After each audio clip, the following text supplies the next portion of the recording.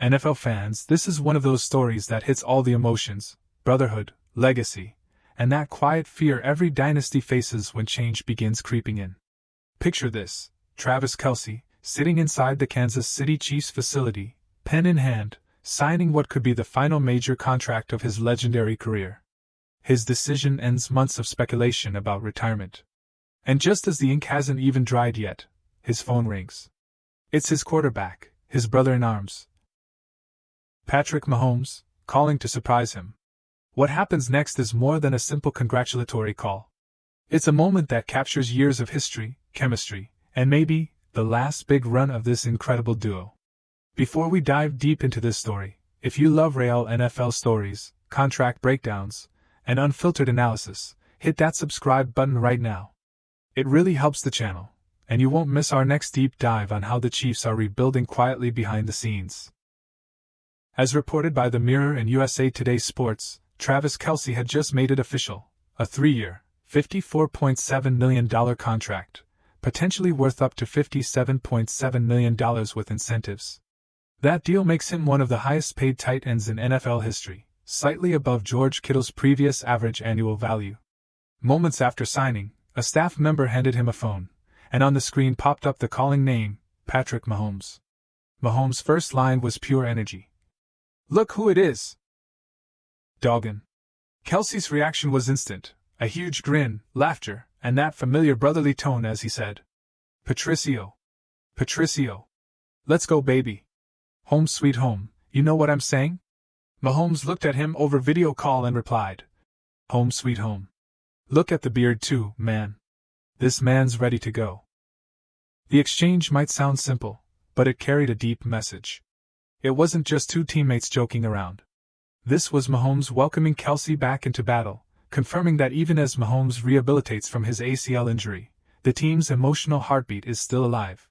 For months, NFL insiders had speculated that Travis Kelce might retire after last season.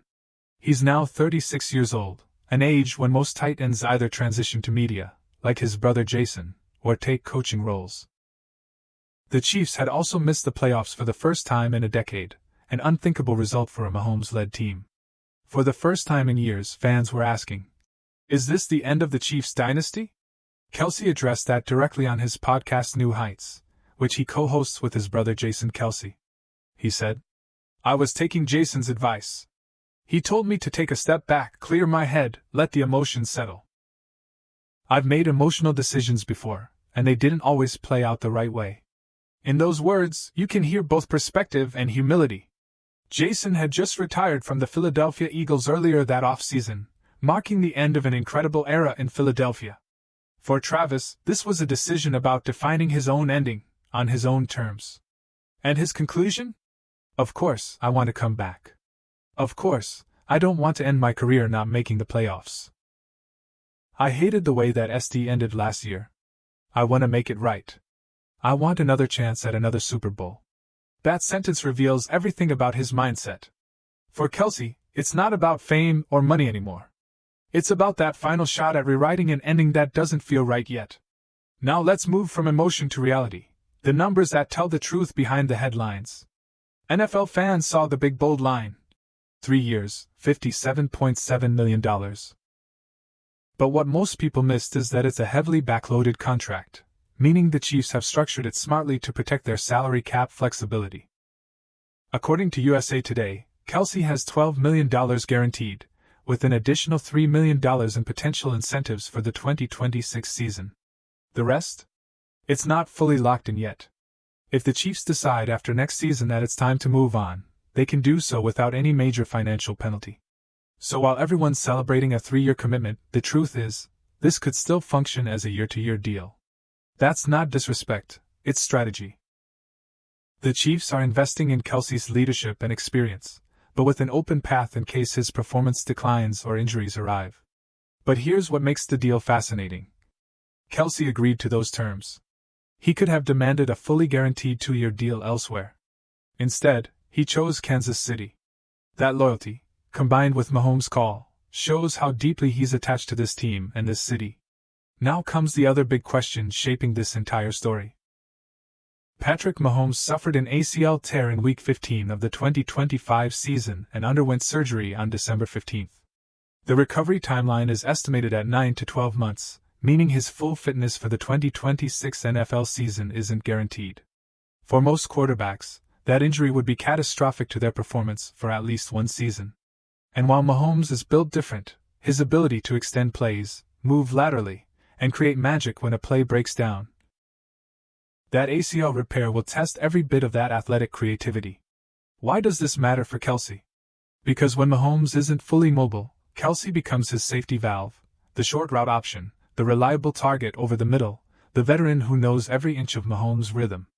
In many ways, this comeback season might rely more heavily on Kelce than ever before. So when Mahomes called him during that contract signing, it wasn't just friendly banter. It was a message that sounded a lot like, "We've still got work to do together." Let's step back for a second. Mahomes and Kelce aren't just teammates. They've built one of the greatest quarterback tight end duos in NFL history. Together they've won multiple Super Bowls, shared 11 consecutive Pro Bowl selections for Kelce, been part of nearly a decade of dominance. That's why this call, simple, casual, full of inside jokes, meant so much. Because behind all the contracts, statistics, and rumors, there's real friendship, genuine loyalty, and unfiltered trust. In a league built on constant change. Trades, injuries, cap cuts, those are rare. When Mahomes said, "Look at the beard, this man's ready to go," he wasn't talking about Kelce's grooming. He was cheering for his return to the fight. It's the human side of professional sports that articles can't fully capture, but fans love to see. This surprise call became viral because it felt real, a glimpse into private camaraderie that usually stays inside locker room walls. Now that the emotional part's covered, let's talk football. The Chiefs organization has quietly made several offseason moves that signal a transition period. Cornerback Trent McDuffie was traded to the Rams, and other veterans have also shifted. The team is tweaking its defense and offensive line, trying to balance salary cap realities while staying competitive. But what happens if Mahomes comes back only at 85%? What if Kelce's production dips? Remember, in 2025, he had 76 receptions, 851 yards, and 5 touchdowns. Good stats. But below his own elite standards. According to Pro Football Focus, he ranked as the 18th best tight end last season, the first time in years he dropped out of the top 5. So, this comeback is about proving he still belongs among the greats.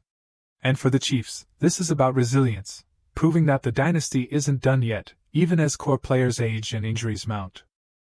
If you're enjoying this breakdown so far, and if you believe Mahomes and Kelce still have one championship run left, make sure you subscribe to the channel right now. We're covering every angle of the 2026 NFL offseason, from contract strategies to locker room chemistry that shapes dynasties. Your one click keeps us bringing you real analysis. No fake news, no drama, just truth and football. Travis Kelce's own words give us the perfect sense of direction for what comes next. "I hated the way last year ended. I want to make it right." That's athlete language for unfinished business. For elite competitors, especially those near the end of their careers, failure becomes fuel. Kelce's comeback contract isn't just about money, it's a declaration that the fire is still burning. At 36, he could have walked away. He could have joined the broadcast booth, expanded his growing media presence, and enjoyed celebrity life. Especially with his off-the-field popularity at an all-time high. But instead, he chose to come back to a team that just missed the playoffs, with a quarterback recovering from major surgery. That choice says everything about his mindset. This is personal. This is about rewriting history, proving that the Chiefs' DNA is still built around toughness, connection, and a refusal to accept decline quietly. So, what happens now? If Mahomes returns close to form, and Kelce remains healthy, 2026 could become a defining season, one where the Chiefs either reassert dominance, or officially enter the post-dynasty era. But either way, this particular moment, the phone call, the smile, the laughter between two future Hall of Famers, will stand out as symbolic. It captures that unspoken message every fan understands. We're not done yet. For the Chiefs, that message matters just as much as any stat or contract figure. So, to wrap this story, Travis Kelce's new deal isn't just about millions of dollars. It's about legacy. It's about choosing fire over comfort. And it's about a bond between two players, Mahomes and Kelce, who've redefined what quarterback, tight end chemistry looks like in the modern NFL. Even as questions swirl about Mahomes' health, Kelce's age, and Kansas City's changing roster, one thing remains undeniably true: both of these men aren't done fighting yet. And maybe, just maybe, that short congratulatory call will be remembered years from now as the spark that triggered one last epic Super Bowl run. Because in sports, the story always feels over, until someone like Travis Kelce decides it's not.